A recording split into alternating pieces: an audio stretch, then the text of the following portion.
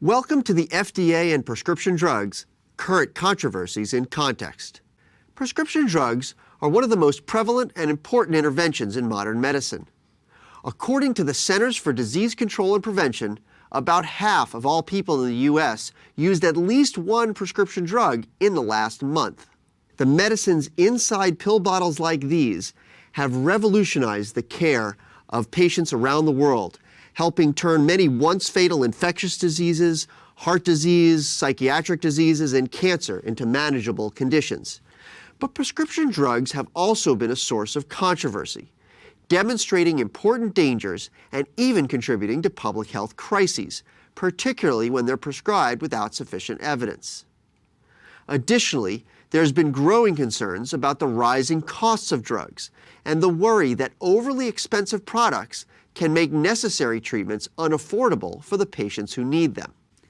In the middle of this debate lies the U.S. Food and Drug Administration, or FDA, the largest and most important health regulatory agency in the world, as well as the multinational pharmaceutical industry. We are going to take you inside this pill bottle to cover some of the key issues in pharmaceutical policy, law, and regulation. How are prescription drugs discovered? How are they tested and approved for widespread use? What are the rules relating to prescription drug advertising and promotion? What's the difference between a brand name and a generic drug? Why are some drugs very expensive and other drugs very inexpensive? In this course, we will answer those questions and summarize some of the major issues and debates affecting the development, regulatory approval, and evidence-based use of prescription drugs. My name is Aaron Kesselheim, and I'm one of your course directors. I'm a primary care internist, lawyer, and health policy researcher, and an associate professor of medicine at Harvard Medical School. Within the Division of Pharmacoepidemiology and Pharmacoeconomics at Brigham and Women's Hospital, I direct the Program on Regulation, Therapeutics, and Law, or PORTAL, an interdisciplinary research center focused on the development, approval, and evidence-based use of prescription drugs. Our group, which is among the largest independent research centers in the country focused on these topics, is composed of experts in medicine, law, business, epidemiology, and ethics. You'll meet some of them throughout the course. Two of my closest colleagues and friends are joining me as course directors. Let's meet them now. Hi, my name is Amit Zerpatwari, and I am an epidemiologist and lawyer. I am an assistant professor of medicine at Harvard Medical School and the assistant director of PORTAL. In these roles, I study the impact of laws and regulations on therapeutic development, approval, and cost. I also teach public health law at the Harvard School of Public Health. Hi, I'm Jonathan Darrow, also a faculty member at Harvard Medical School and Brigham and Women's Hospital. I've spent the last 10 years studying the laws and regulations surrounding the development of new medicines from the perspective of the consumer.